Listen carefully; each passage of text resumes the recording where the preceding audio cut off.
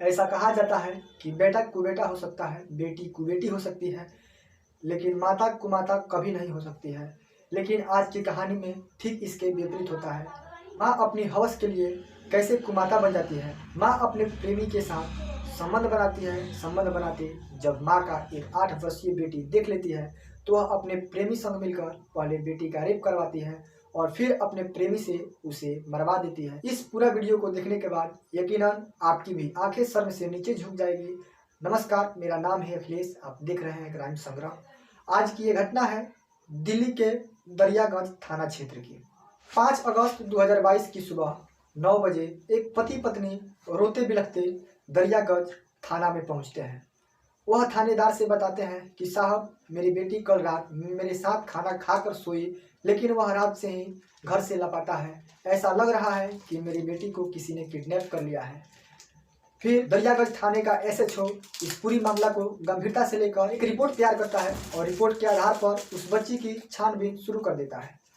छानबीन में 1 दिन 2 दिन करते करते 15 दिन समय गुजर जाता है, लेकिन बच्ची का कहीं पता नहीं चलता है। एक महिला चारा लेने के लिए राजघाट के जंगल में गई थी।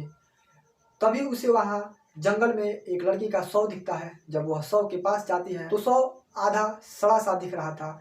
तभी वह गांव वापस चली जाती है और गांव के लोगों से इस पूरी घटना को बताती है। गांव के लोग जब उसे सुनते हैं तो वह फौरन जंगल पहुंचते हैं। जंगल पहुंचने के बाद उस शव की ओर देखते हैं और उसने इस बात को बगल के पुलिस स्टेशन में इन्फॉर्म करते हैं।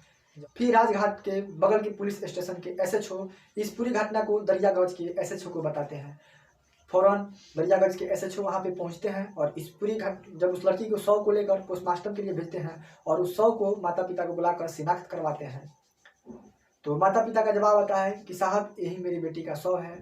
माँ एक ऐसी झूठी नाटक कर रही थी। ऐसा लग रहा था कि माँ ने इस सभी कृत्य को किया ही नहीं है। वह इस सभी घटना में जानती ही नहीं हो कि आखिर मेरी बेटी के साथ हुआ क्या है। उसके बाद एसएचओ अगल बगल के राजघाट के जंगल के आसपास के 200 से अधिक सीसीटीवी फुटेज को खंगालते हैं। सीसीटीवी फुटेज को खंगालते समय एक शख्स जो कि 12 बजे रात में एक मोटरी यानी कि बोरे में एक किसी चीज को लेकर जंगल के पास जा रहा था, जब उस व्यक्ति की शिनाख्त करती है तो अगल बगल के लोगों से पूछती है कि क्या आप इन व्यक्ति को पहचानते हैं। तो गांव वालों का जवाब आता है, हाँ, इसका नाम रिजवान है, यह बगल में कसाई का काम करता है, इसकी गोश्त की दुकान है। फिर पुलिस उस रिजवान के पास पहुंचती है और उसे सख्ती से पूछताछ करती है तो रिजवान अपने जुर्म को कबूल करता है। फिर पुलिस उसे पूछती है कि आखिर तूने इस बच्ची तक पहुंचा कैसे। तो रिजवान जो कुछ बताता है वो आप ध्यान से सुनिएगा।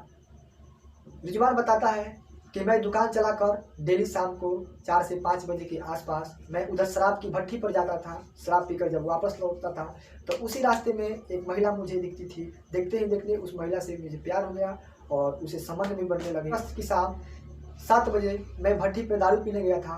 तभी मैं वापस लौट रहा था, तभी मेरी प्रेमिका यानी बच्ची का हत्या हुई है। उसकी माँ मुझे दिख जाती है और मैं उसके साथ 8 बजे रात्रि संबंध बना रहा था।